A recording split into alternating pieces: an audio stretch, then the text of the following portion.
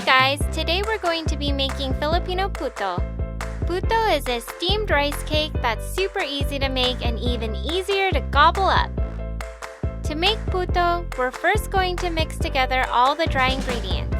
In a mixing bowl, start by adding in half a cup of all-purpose flour, half a cup of rice flour, half a cup of sugar, 3 teaspoons of baking powder, and 1/8 of a teaspoon of salt.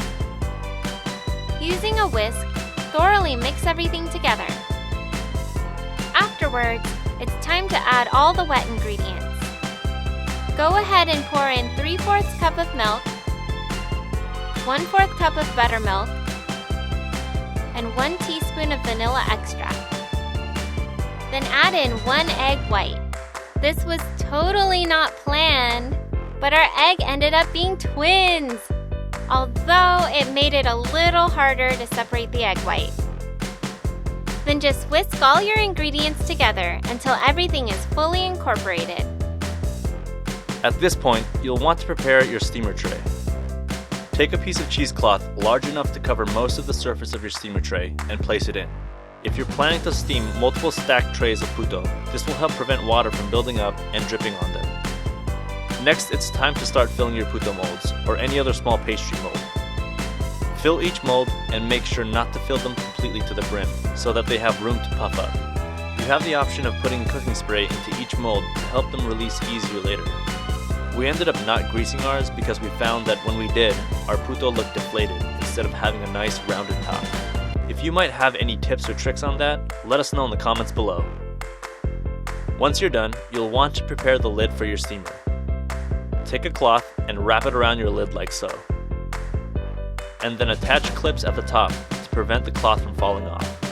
Similar to the purpose of the cheesecloth from earlier, this cloth will prevent the water that builds up in the inside of the lid from dripping on top of your puto as they're steaming.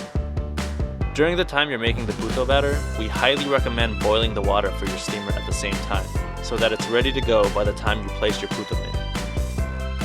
Place the lid on top and allow it to steam for 14 minutes. When your puto are done, double check to see if they're fully cooked by sticking a toothpick in a few of them. Otherwise, you may have to steam them for an extra minute or two. Now, all you have to do is release them from their molds. If you greased your molds, it should be fairly easy. If not, you might need to gently release them with a toothpick. But anyways, you're done! Puto can be eaten by itself as a snack or with other Filipino dishes like pancit or dinuguan. These puto turned out super fluffy. It's talagang tasty.